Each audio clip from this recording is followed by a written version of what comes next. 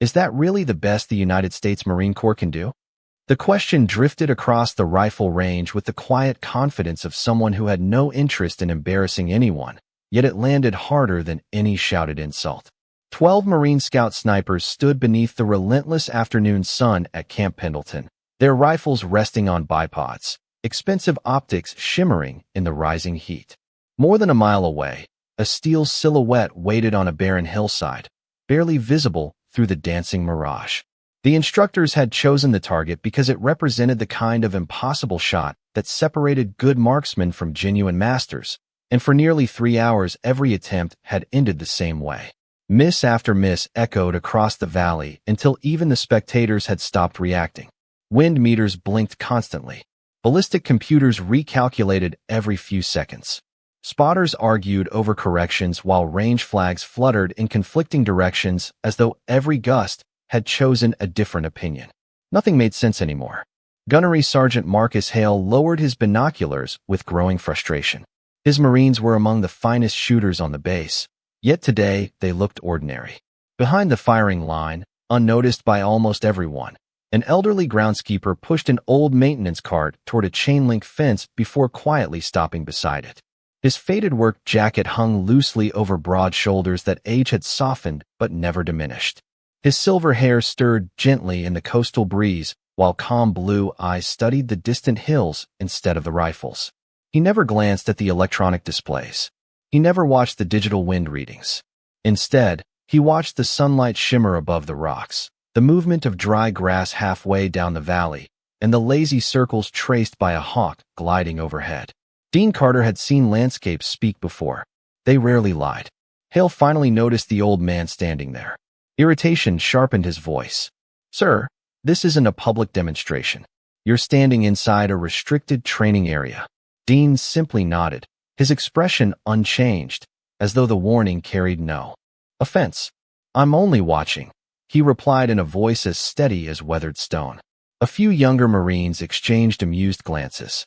One of them whispered loudly enough for everyone nearby to hear, "Maybe Grandpa wants to tell us how they did it back in the museum days." Laughter rolled through the firing line, welcome relief after hours of failure. Hale folded his arms. "You picked the wrong day to sightsee. These Marines are working through one of the hardest qualification problems in the Corps." Dean looked toward the distant target without moving a single step closer. "I can see that," he answered softly. "The target isn't your problem." The smiles widened. Another Marine shook his head. "That's funny. We've got the latest optics, the newest software, and instructors who've deployed around the world. What exactly do you think we're missing?" Dean remained silent for several seconds, letting another unpredictable gust sweep across the range. Dust lifted briefly from the valley floor before settling again. The old veteran watched it drift, following invisible currents no electronic display seemed willing to acknowledge. Only then did he speak. "You're all reading the flag beside the target," he said quietly. "But your bullet never flies only to the flag. It has to survive everything between here and there. Today, there are 3 different winds, and every one of them is trying to convince you the others don't exist." The laughter lingered for another few seconds before fading into the steady hum of generators and the distant cry of seagulls circling above Camp Pendleton. Gunnery Sergeant Marcus Hale gave the old man a patient smile that carried little warmth. "Sir, I appreciate the advice, but we have professional equipment for reading conditions." He raised his wrist, displaying the advanced ballistic computer secured to his sleeve. "This system accounts for wind speed, humidity, temperature, elevation, and spin drift. We are not guessing." Dean Carter nodded politely, as though he had expected exactly that answer. "I know what it measures," he replied. "I am talking about what it cannot feel." Several Marines exchanged puzzled looks before another burst of quiet laughter spread across the firing line. Lance Corporal Ryan Mercer adjusted the spotting scope and muttered, "The computers cannot feel now. That is a new one." Even Hale allowed himself a brief grin. "Sir, this range has weather stations every few hundred yards. We have laser rangefinders accurate to within inches. We have software designed by engineers who have spent years refining these calculations." Dean continued watching the hillside rather than the men standing only a few feet away. A faint shimmer rolled above the sun-baked rocks nearly halfway to the target. Dry weeds leaned one direction before slowly drifting back the other. High above, the hawk that had been circling suddenly tilted one wing and changed course without a single visible gust touching the ground below. Dean quietly followed the bird with his eyes. "The air changes long before your instruments tell you it has changed," he said. "Sometimes the first thing to notice is not the flag. Sometimes it is the shadow under a bird." Hale exhaled through his nose. "With respect, sir, this is Marine Corps sniper training, not bird watching." More laughter followed, louder this time. Dean simply smiled. It was neither offended nor amused. It was the expression of someone who had heard the same confidence from young men many decades earlier. His weathered hands rested loosely on the handle of the maintenance cart, while his eyes continued studying the valley. They moved from the dry creek bed to a cluster of dark boulders, then to the pale strip of sand where the afternoon heat rose in slow twisting waves. Every detail seemed connected by invisible threads that only he could see. Lance Corporal Ethan Brooks remained unusually quiet. He had fired 6 of the missed shots that afternoon, and frustration had replaced his confidence long ago. While the others focused on the old man's age, Ethan found himself watching where Dean was looking. The older man never stared directly at the steel silhouette for more than a second. Instead, his attention drifted across patches of grass, scattered brush, distant ridgelines, and the shimmering currents dancing above the earth. It reminded Ethan of something an instructor had once said during survival training. "Nature always speaks first. Most people simply learn to ignore it." Hale motioned toward the firing position again. "All right, enough distractions. Mercer, you are back on the rifle." Mercer settled behind the precision rifle with practiced confidence. His spotter fed fresh data into the ballistic computer while another Marine confirmed every environmental reading. Numbers flashed across glowing screens with flawless precision. Hale nodded. "Everything matches. Send it." Mercer inhaled slowly, steadied himself, and pressed the trigger. Several long seconds passed before the distant steel remained perfectly silent. The only sound that returned across the valley was the whisper of another changing wind. The empty echo from the missed shot seemed to linger longer than the report itself. Lance Corporal Ryan Mercer slowly lifted his head from the rifle, confusion replacing the confidence he had worn only moments before. Every number had been perfect.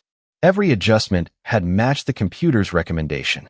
Yet the steel silhouette more than 1 mile away remained untouched beneath the shimmering afternoon sun. Gunnery Sergeant Marcus Hale accepted the spotting scope from another Marine and studied the distant hillside in silence before lowering it with visible frustration. "Another miss," he said quietly. Nobody answered. The firing line had grown strangely subdued. Earlier laughter had given way to uncertainty, and uncertainty was never comfortable for Marines who prided themselves on precision. Dean Carter remained exactly where he had been since arriving. His faded jacket stirred gently in the breeze while his calm blue eyes continued drifting across the valley instead of locking onto the target itself. He watched a narrow ribbon of dust lift from a dry creek bed before dissolving into the warm air. He noticed a patch of brittle grass bending east while a taller stand of brush farther uphill leaned west. It was subtle, easy to overlook, impossible to measure all at once. Hale finally turned toward him again. "You keep looking everywhere except the target." Dean nodded.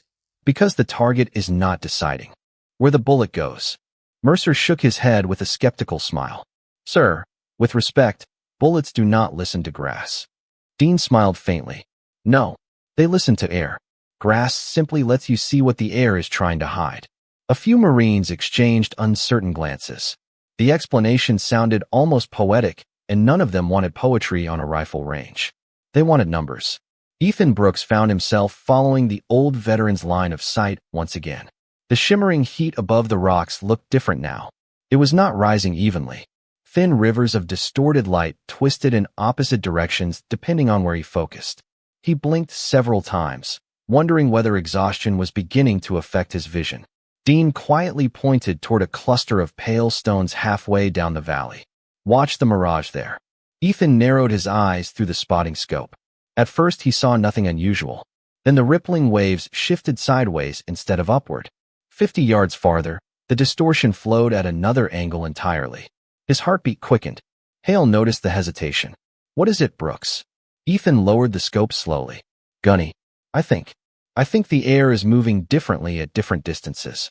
Mercer immediately dismissed the observation. Heat distortion. It happens every day. Dean answered before Ethan could respond. Yes, it does. The difference is that today it is telling you where your bullet will spend most of its flight. Hale folded his arms again, unwilling to surrender authority to an elderly groundskeeper. Even if you are right, nobody can calculate 3 separate wind streams in real time. Dean looked toward the horizon where the hawk had returned, gliding effortlessly without a single wing beat. You do not calculate them, he said softly. You learn to recognize them. Silence settled over the firing line once more. For the first time all afternoon, nobody laughed. Ethan glanced from the old veteran to the rifle resting on its bipod, then back toward the distant hills. Something deep inside him whispered that this quiet stranger was not repeating old stories or chasing forgotten glory. He was describing a language the valley itself was speaking, and somehow he was the only man there who still understood every word. The uneasy silence finally broke when Gunnery Sergeant Marcus Hale gave a sharp wave toward the equipment rack. Take 5, he ordered. We reset in 10 minutes. Marines stepped away from the firing line, stretching tired shoulders and discussing wind charts that no longer seemed trustworthy. Dean Carter remained beside the chain-link fence, his weathered eyes never leaving the distant valley. Ethan Brooks wanted to ask another question, but hesitation kept him rooted in place. Before he could move, Ryan Mercer walked toward the old maintenance cart with an amused grin still lingering on his face. You know, Mercer said, if you have all the answers, maybe you brought your own rifle. Dean looked at him calmly. I did not bring it. I left it here a long time ago. Mercer laughed, assuming it was another strange remark from an old man. He glanced toward a wooden display case positioned outside the nearby range office, where several retired Marine rifles were exhibited for visitors during family days and historical events. Among them rested a well-preserved M40 with a dark walnut stock worn smooth by decades of careful handling. That antique? Mercer asked, pointing toward the display. Nobody has fired one of those in years. Dean said nothing. His eyes rested on the rifle for only a heartbeat before quietly returning to the hills. Curious now, Mercer walked to the unlocked display and carefully lifted the rifle into his hands. The old walnut stock carried countless tiny marks earned through decades of service, but one scar immediately drew his attention. Near the bolt handle, a deep gouge cut across the polished wood, darker than the surrounding grain, as though something had struck it with tremendous force long ago. Look at this, Mercer called with a chuckle. Whoever owned this thing must have treated it like a shovel. Several Marines wandered over, smiling as they examined the aging rifle. Hale looked over briefly but showed little interest. Old equipment tells old stories, he said. Nothing more. Mercer ran a finger slowly across the weathered gouge. Imagine trusting your life to something that beat up. The instant his fingertip traced the scar, Dean's quiet expression changed almost imperceptibly. The rifle did not look old anymore. The bright California afternoon dissolved behind distant memories carried by the scent of warm linseed oil rising from the walnut stock. For the briefest moment, the dry coastal breeze became heavy with humid jungle air. Sun-baked hills gave way to endless green ridges disappearing beneath low drifting clouds. The familiar weight of youth returned to his shoulders, not as pain or regret, but as memory waiting patiently to be acknowledged. His hand tightened ever so slightly around the handle of the maintenance cart. He could almost hear steady rain tapping broad leaves somewhere beyond sight. The scar beneath Mercer's finger had not come from carelessness. It had arrived in a single unforgettable instant, leaving behind a mark that no amount of sanding could ever erase. Dean blinked once, returning to the present before the memory could fully unfold. His pale blue eyes settled gently on the rifle. Be careful with that one, he said, his voice quieter than before. Wood remembers longer than people do. The laughter disappeared. Even Mercer hesitated before lowering the rifle slightly. Something in the old veteran's tone carried no anger, no accusation, only the quiet weight of a truth too old to explain in a single sentence. Ethan Brooks watched Dean's face with growing curiosity. For the first time that afternoon, he was certain the elderly groundskeeper was no ordinary visitor. Whatever story lived inside that scarred piece of walnut had begun many years before any of them had ever worn a Marine uniform. Dean Carter never reached for the rifle. He did not have to. The scar beneath Ryan Mercer's fingertips had already carried him somewhere no one else on the range could see. The bright California sunlight faded into a pale gray sky hidden beneath layers of drifting clouds. The dry air of Camp Pendleton became heavy with moisture, carrying the rich scent of wet earth, pine, and distant rain. He was 19 again, lying motionless along the edge of a narrow ridgeline, thousands of miles from home. The walnut stock rested firmly against his shoulder, still smooth and unmarked, while his breathing settled into the quiet rhythm his instructor had drilled into him months before. Around him, a small Marine reconnaissance team waited without speaking. Every face reflected the same silent question. Could one carefully placed shot create the opening they desperately needed before the weather closed the valley completely? Dean ignored the question. Questions created hesitation. The landscape held every answer he required. Mist drifted slowly between the trees below, breaking apart as invisible currents slipped around towering rocks. A pair of birds suddenly abandoned a tall pine and glided toward lower ground. Tall grass bent one direction along the valley floor, while the upper branches barely moved at all. His spotter whispered the latest wind estimate, but Dean quietly shook his head. The numbers were already outdated. Nature had changed her mind again. He shifted his gaze toward a narrow gap between two weathered boulders nearly 1,000 yards away. Sunlight briefly pierced the clouds, warming only one side of the ridge. The rising heat altered the invisible air just enough for the mirage to begin dancing differently across the opening. There it was, the hidden path. Not a straight line, but a living corridor shaped by wind, temperature, and terrain. It would only exist for a few seconds before disappearing again. Dean adjusted nothing except his patience. Beside him, the platoon commander watched quietly. He had learned long ago that the youngest Marine on the team possessed an unusual gift. Dean never fought the environment. He listened until it invited him forward. The commander simply rested one hand against the damp earth and trusted the young sniper to recognize the right moment. Seconds passed. Rain began falling lightly across the distant hillside while the ridge where Dean waited remained dry. A gentle breeze brushed his cheek, then vanished as suddenly as it had arrived. He did not move. Then the hawk appeared. It circled once above the valley before drifting effortlessly across the exact opening Dean had been watching. Its wings remained perfectly steady. No sudden correction. No unexpected lift. The invisible corridor had settled into place. Dean slowly exhaled until only half a breath remained.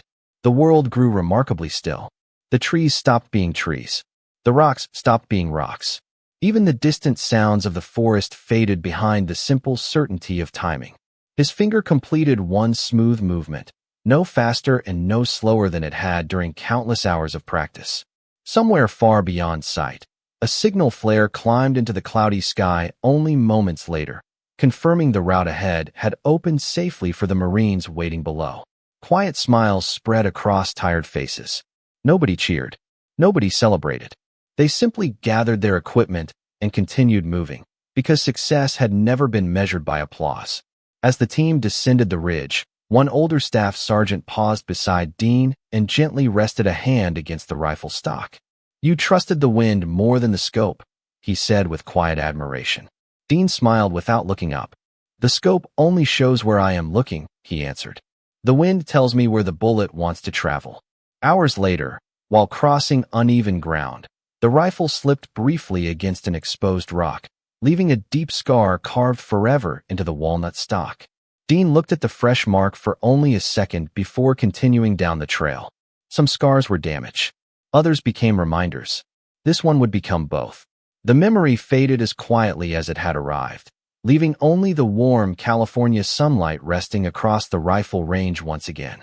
Ryan Mercer slowly lowered the old M40 back onto the display rack, but his earlier confidence had vanished. None of the Marines spoke. Dean Carter stood exactly where he had before, his expression calm, as though nothing unusual had happened at all.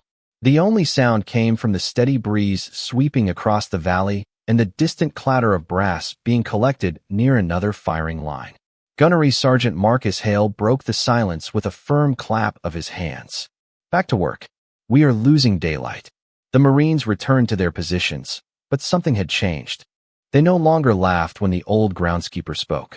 They simply watched him. Ethan Brooks found himself studying Dean instead of the target. Every movement the old veteran made seemed deliberate. Dean never stared through a scope. He never checked a digital display. He watched the valley itself.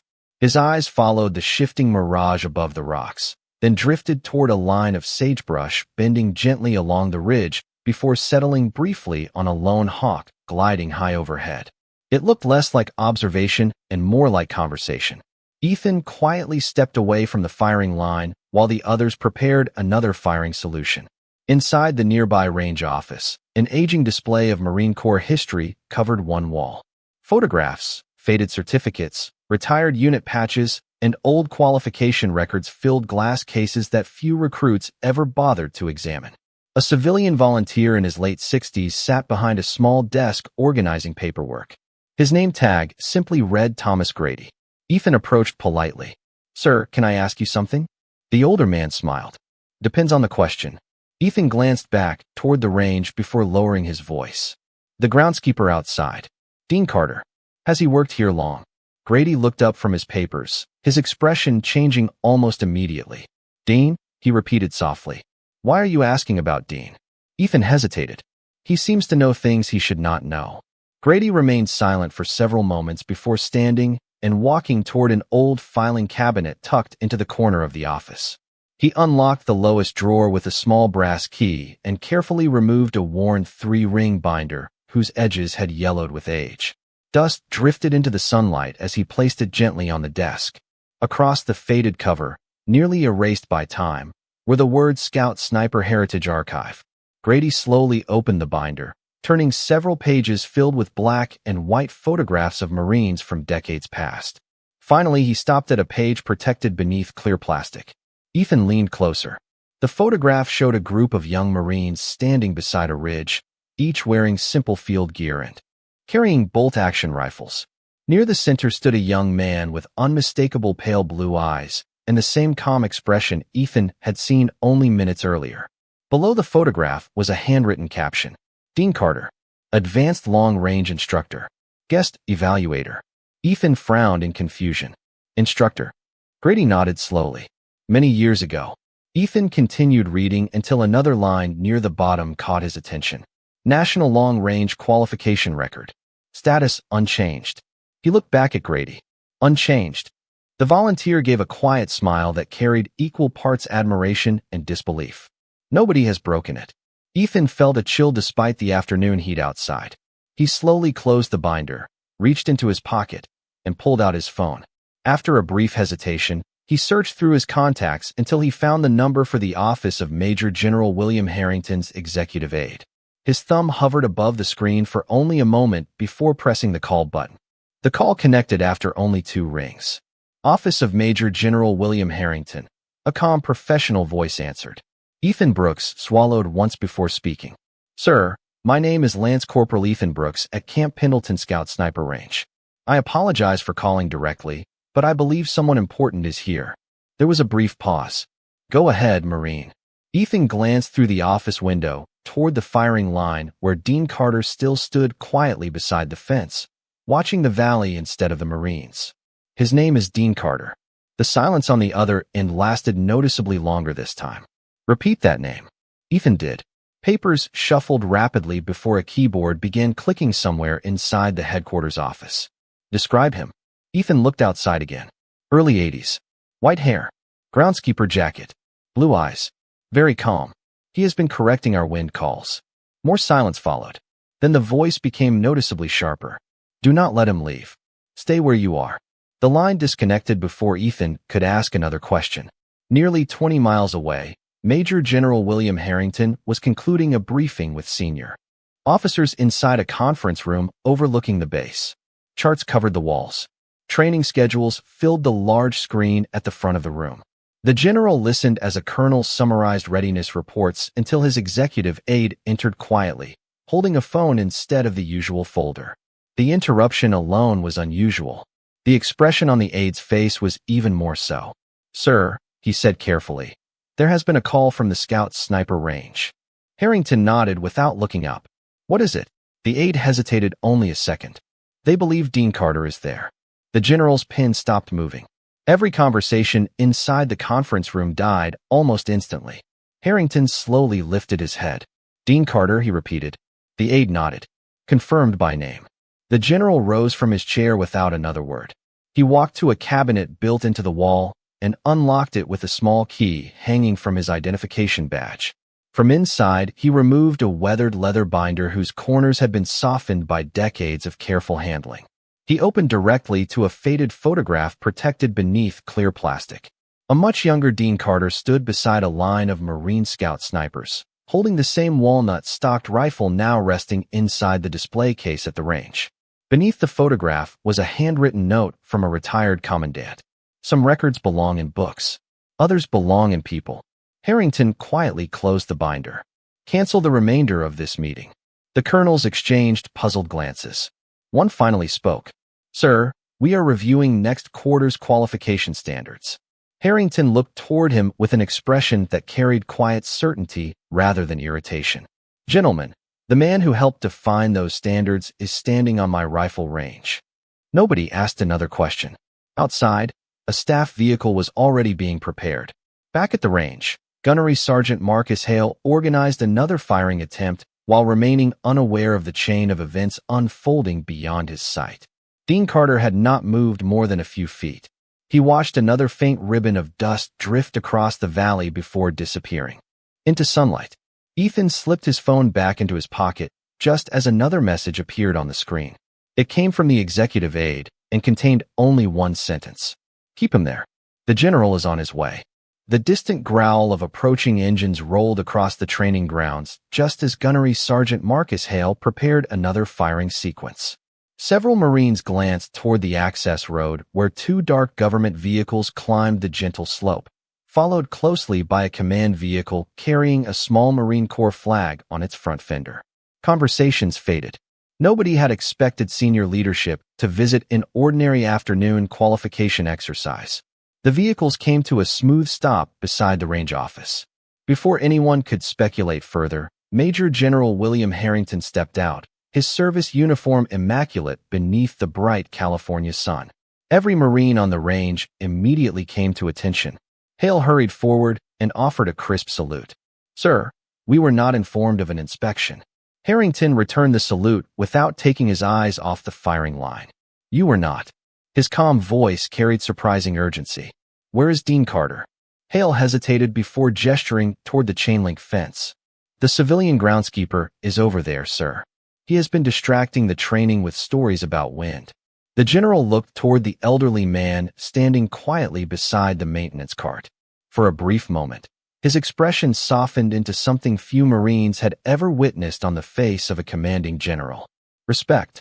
Genuine and unmistakable. Without another word, Harrington walked directly across the range. Marines instinctively stepped aside as he passed.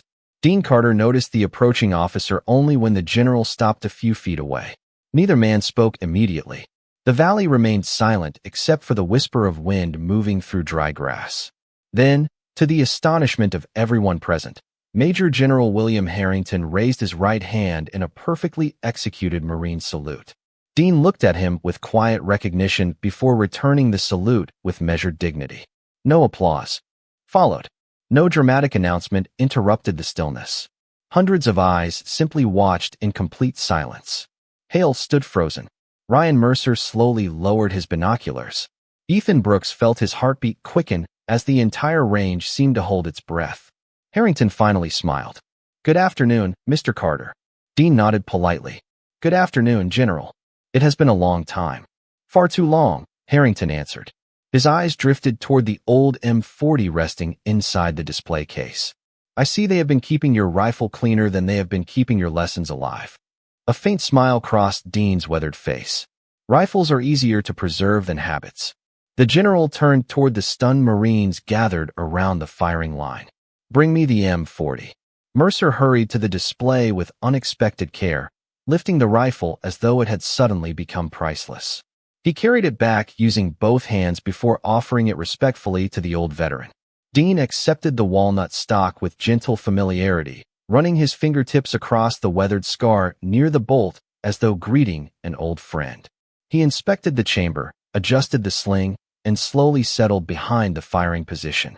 He ignored the digital wind meter lying beside the rifle. He never looked at the ballistic computer. Instead, his eyes wandered across the valley exactly as they had all afternoon. He watched the hawk circle once above the distant ridge. He studied the shimmering mirage rolling above the rocks. He waited as one patch of tall grass leaned west while another farther downrange gradually followed. Then he became perfectly still. The valley seemed to quiet with him. Even the breeze felt as though it had paused, waiting to see whether the old Marine still remembered the language it had spoken to him decades before. Dean Carter remained perfectly still. His breathing slowed until it blended with the quiet rhythm of the afternoon. The old M40 rested naturally against his shoulder, not like a tool being used, but like something that had waited years to return to familiar hands. Around him, more than a dozen Marines stood without speaking. Major General William Harrington folded his hands behind his back and watched with complete confidence. He was not waiting to see whether Dean could still make the shot. He already knew. He was waiting for every Marine on the range to understand why. Dean never looked through the wind meter. He never reached for the ballistic computer lying beside him. His attention remained fixed on the valley. The hawk disappeared beyond the ridgeline. The shimmering mirage shifted almost imperceptibly. The tall grass that had leaned west all afternoon relaxed for only a heartbeat before bending gently south. Dean smiled almost to himself. "There you are," he whispered so quietly that only Ethan Brooks, standing nearest to him, heard the words. Dean settled into the rifle one final time. The trigger moved with calm familiarity rather than force. The report rolled across the valley before fading into the warm coastal air. Everyone waited. Seconds seemed unusually long. Then, from more than 1 mile away, a clear metallic ring floated back across the hills. The steel silhouette swayed gently in the afternoon sunlight. No one moved. The sound itself seemed almost impossible after an entire day of silence. Ryan Mercer stared through the spotting scope with wide eyes before lowering it slowly. "Impact," he whispered. "Dead center." No one cheered. Nobody shouted. The entire firing line stood frozen, not because they had witnessed an extraordinary shot, but because they suddenly realized they had spent hours trusting machines while ignoring the landscape itself. Dean quietly opened the rifle's action, verified it was clear, and stood before carefully wiping one hand across the old walnut stock. He returned the M40 to Ryan Mercer with the same care someone might use when handing back a family heirloom. Mercer accepted it silently, his earlier confidence replaced by genuine respect. Gunnery Sergeant Marcus Hale stepped forward, removed his campaign cover, and looked directly at Dean. "Sir," he said quietly, "I owe you an apology." Dean shook his head gently. "No, Gunny. You were protecting your Marines. That is your job." Hale hesitated. "Then let me ask one question. How did you know exactly when to fire?" Dean looked across the valley once more before answering. "Because I stopped trying to control the wind many years ago. I learned to wait until the wind invited me." Harrington smiled. He turned toward the assembled Marines and spoke with calm authority. "Every generation receives better equipment. That is progress. But no piece of technology can replace patience, observation, humility, or experience. Those qualities still have to be earned." He paused before looking back at Dean. "This man helped shape the traditions you wear today, and he never once asked to be recognized for it." Ethan Brooks watched the old veteran push the maintenance cart toward the service road exactly as he had arrived that morning. There was no ceremony waiting for him. No photographers. No speeches. Just a quiet man disappearing beneath the golden California sunlight while the Marines remained standing in respectful silence. Long after Dean had vanished from sight, none of them returned immediately to the firing line. They spent several minutes simply watching the valley, noticing the grass, the mirage, the birds, and the shifting light with new eyes. For the first time that afternoon, they were not trying to defeat nature. They were trying to understand it. Some lessons are taught with words. The ones remembered for a lifetime are taught by example.